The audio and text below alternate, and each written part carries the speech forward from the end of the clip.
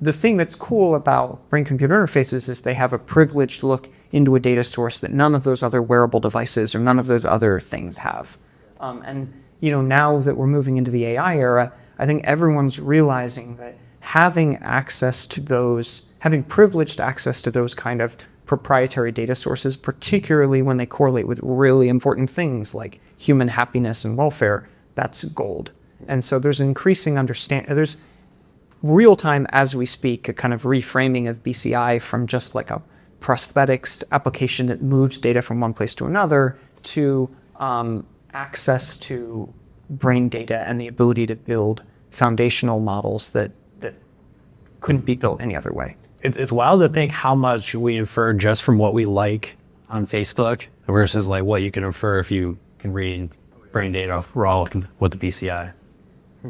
Yeah, I mean, it's really exciting. And what I think is very, very cool is that the first healthcare use cases, even a use case like speech, there are a lot of areas involved in speech. Like speech is a really complex task that crosses a lot of boundaries through different brain areas, through different cognitive processes.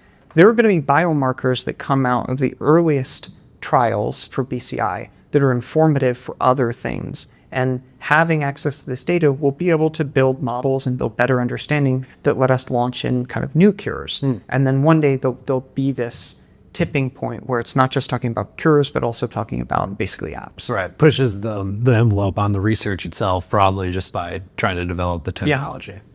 Incredible. Question? So I was wondering, since with AI, we see a lot of kind of hallucination within AI, so that's where I'm coming from. I was wondering, is it some of your concerns? Is it something like you're kind of exploring, perhaps?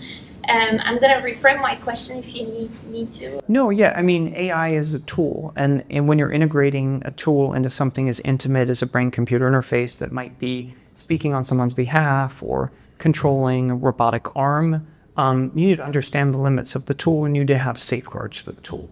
And so, if you have someone who's using a brain-computer interface to communicate with their family and it's running through a language model, you have to have some hard constraints on that and say, we're using the language model to correct obvious errors, but don't paraphrase or don't hallucinate.